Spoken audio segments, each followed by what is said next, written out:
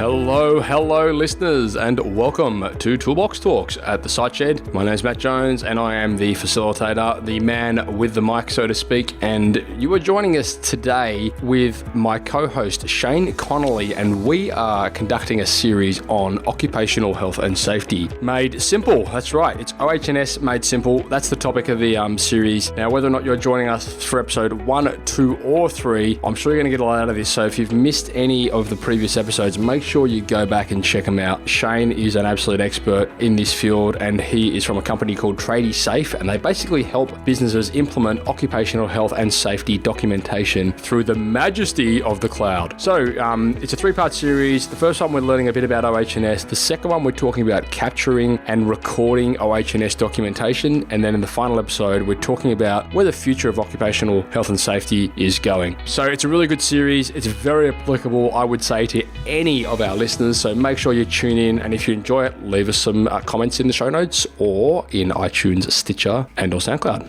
Thank you. Giving tradies and contractors around the globe the tools to run a modern business. You're listening to Toolbox Talks from the Site Shed. Now here's your host, Matt Jones. So, welcome back to Toolbox Talks on the Site Shed, and in this episode, we are kicking off the first part of a 3-part series with Shayne Connolly from Tradie Safe, and we're talking about OH&S. Actually, the topic of the series is OH&S Made Simple.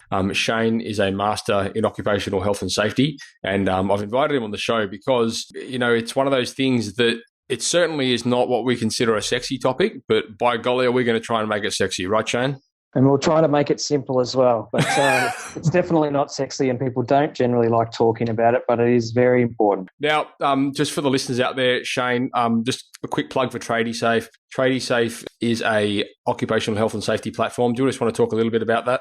So basically what we do is try to take something that can be very difficult for tradies and make it as simple as possible and bring it into the digital world. So makes it completely paperless if you want to go that way, and you can take it with you on your iPad, your phone, that sort of thing. So we help you do the whole lot, set it up, get you running, and make sure that you're compliant. Beautiful. Are we talking things like safe work method statements and toolbox talks and all this kind? Are they the kind of documents we're referring to typically? All of that kind of information, your policies, procedures, inspections, all the whole lot. Yeah, beautiful. All right, Shayne, well, look, thanks for joining us in this series. We very much appreciate both your time and your expertise. And so we've decided to break this series down into 3 parts so that we're not overcomplicating anything in particular.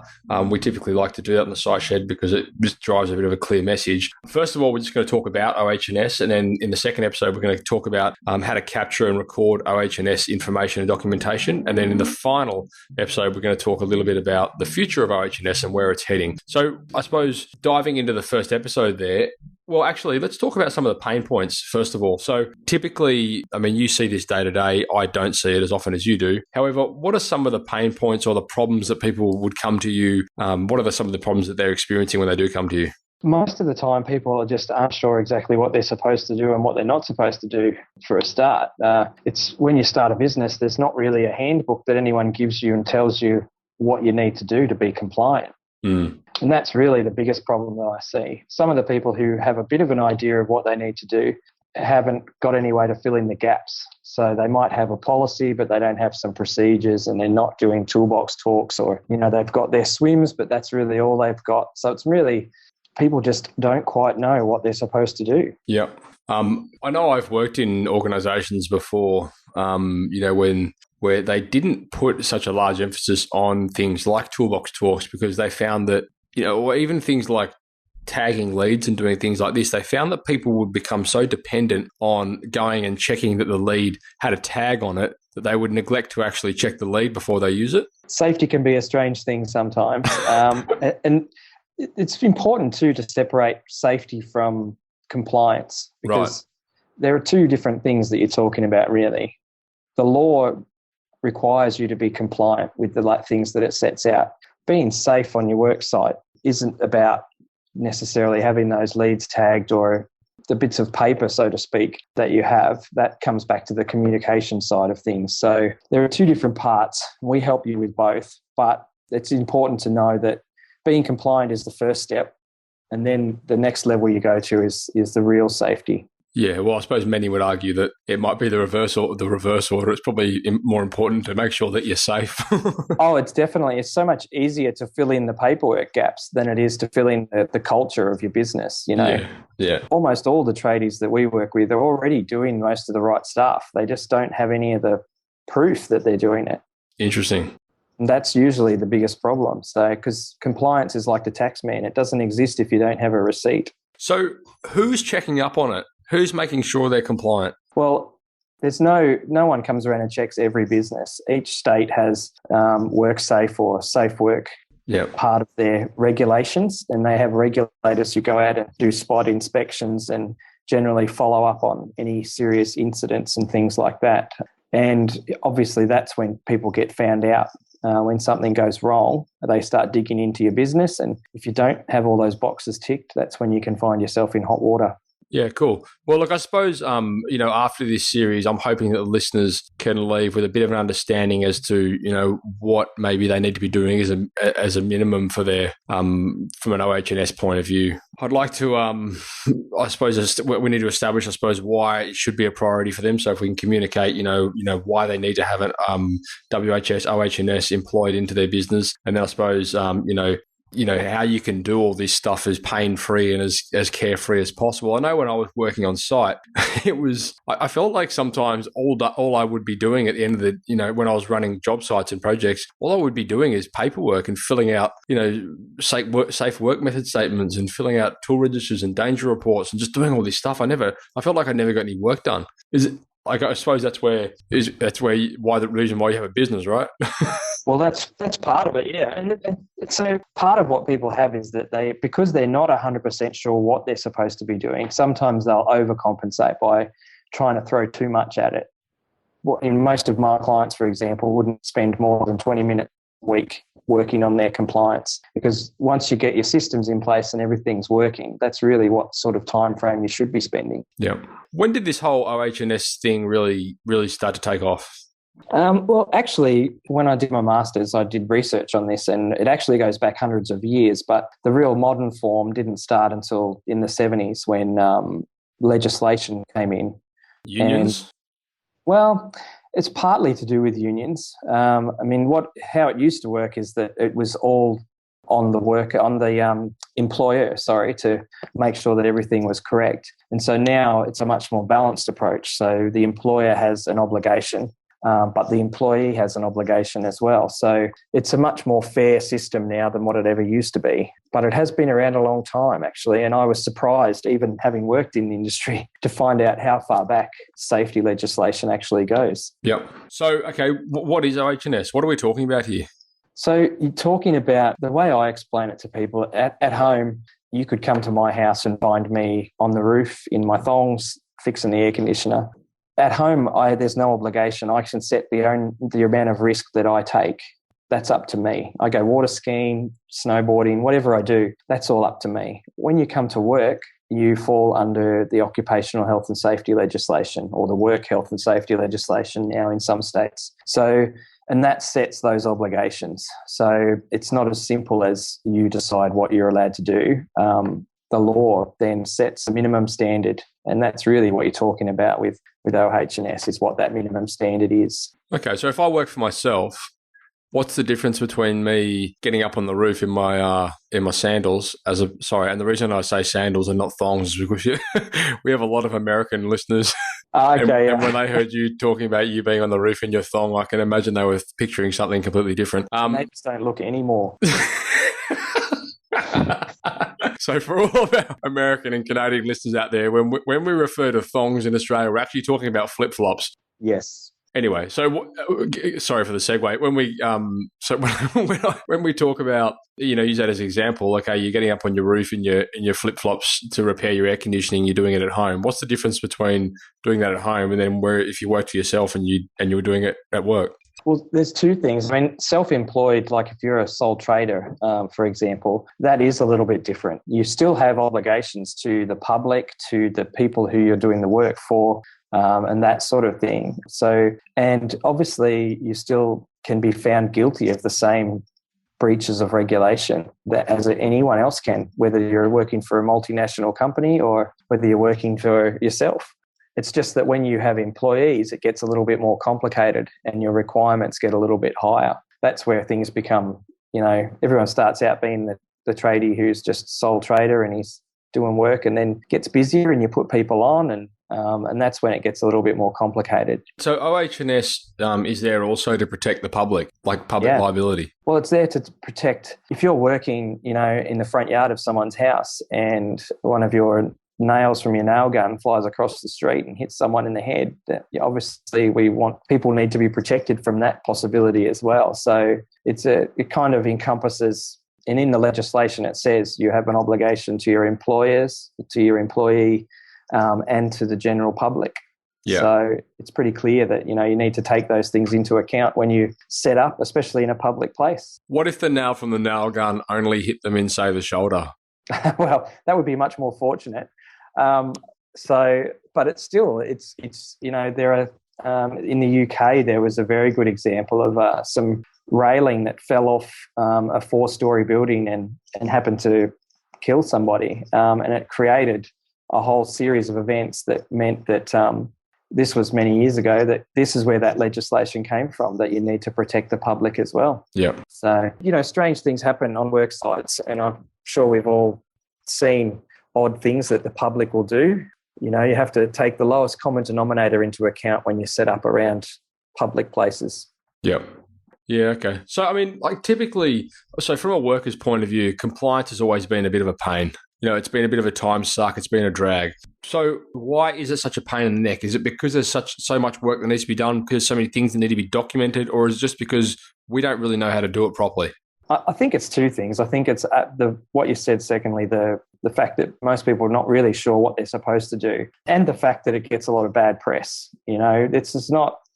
After people have spent an hour talking to me, usually they come away with a different point of view because I guess I'm not your typical safety person. I think that safety should be simple. It shouldn't be a complicated process. It's there to save your life. That's the bottom line. And if people do it the way they need to do it, then it shouldn't really be a burden. You don't consider lodging your tax return a burden because you're hopeful that you're going to get a return from it. And so if you're doing your safety stuff right, your return is that you get to go home every night.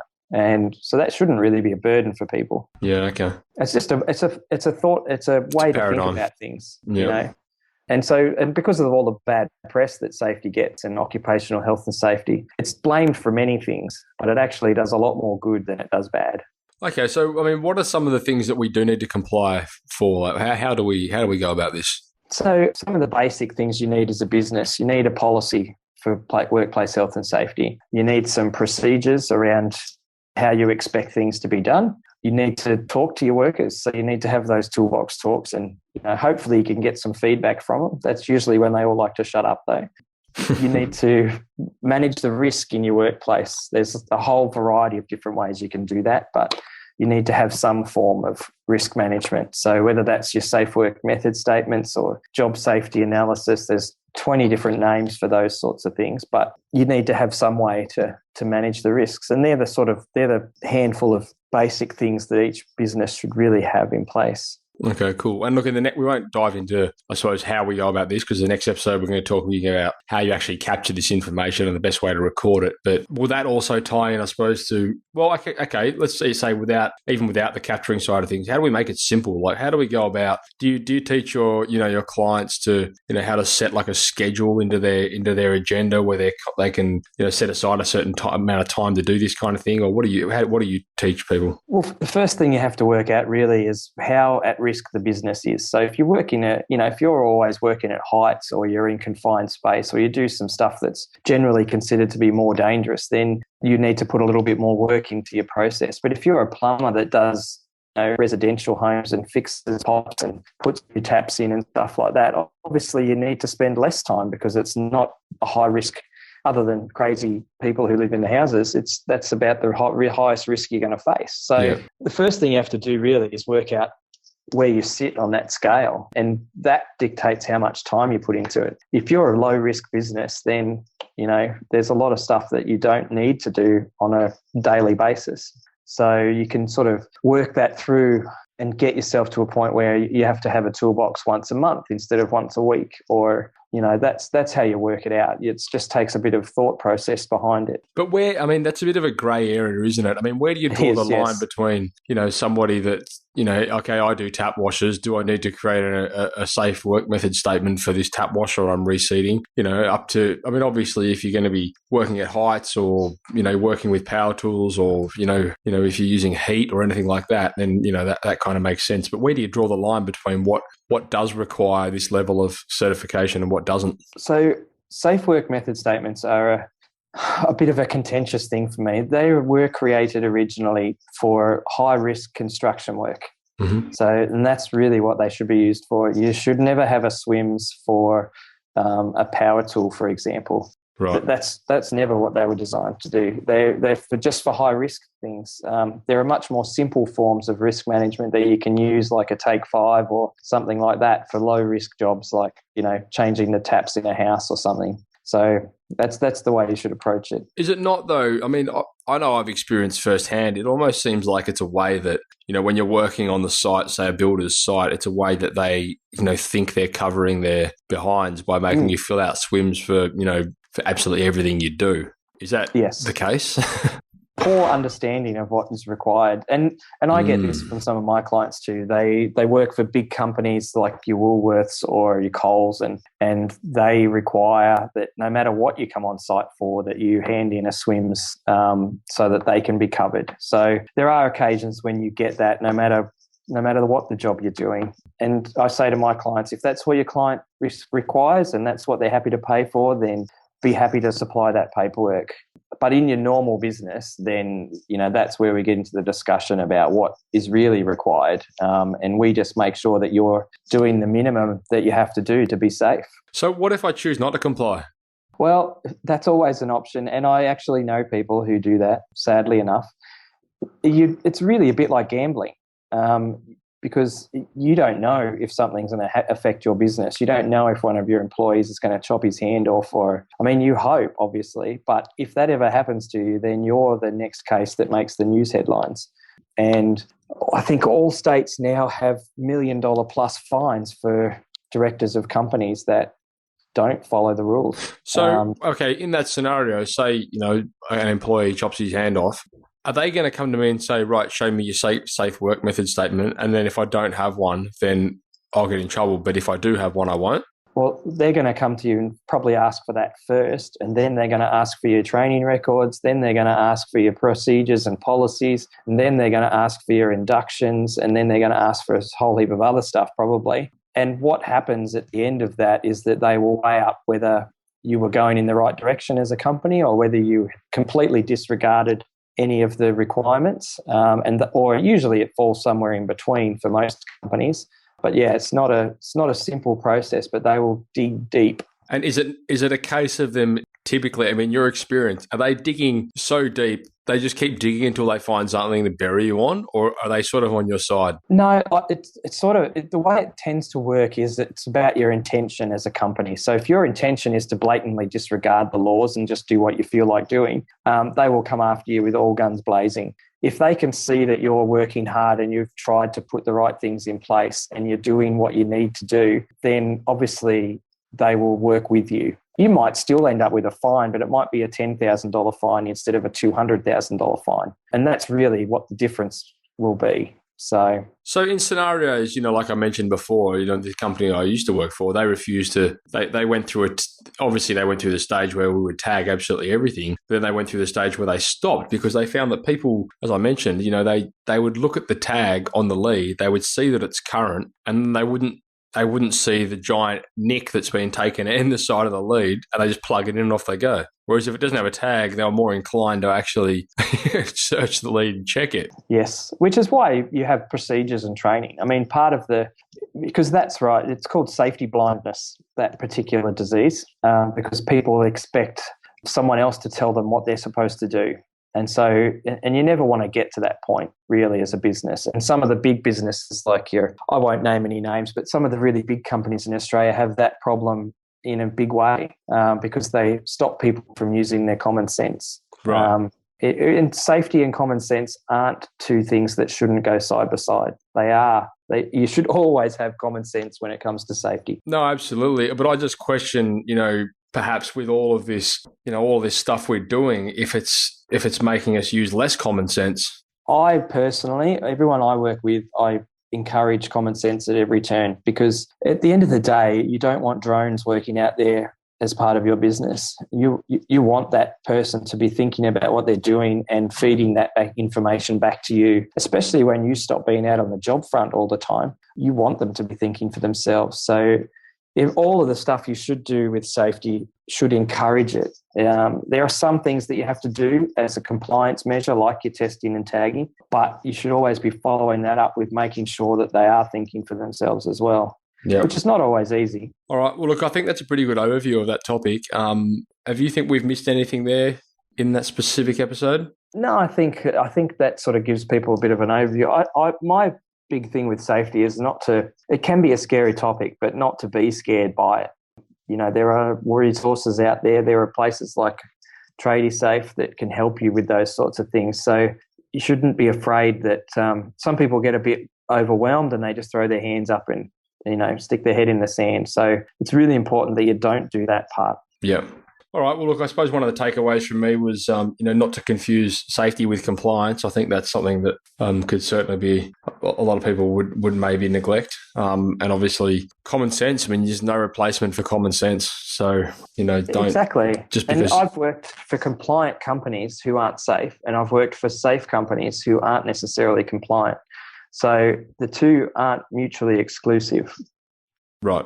Okay, cool. Well, look, I think we'll wrap this episode up, and then we're going to come back in the following episode, and we're going to be talking about a little bit about how to capture and record OH&S documentation. And I suppose with the site shed has a bit of a, not a huge. I suppose a lot of what we talk about is technology based, so I imagine you'll have some good input there on maybe some cloud solutions and things that might be able to help simplify the process.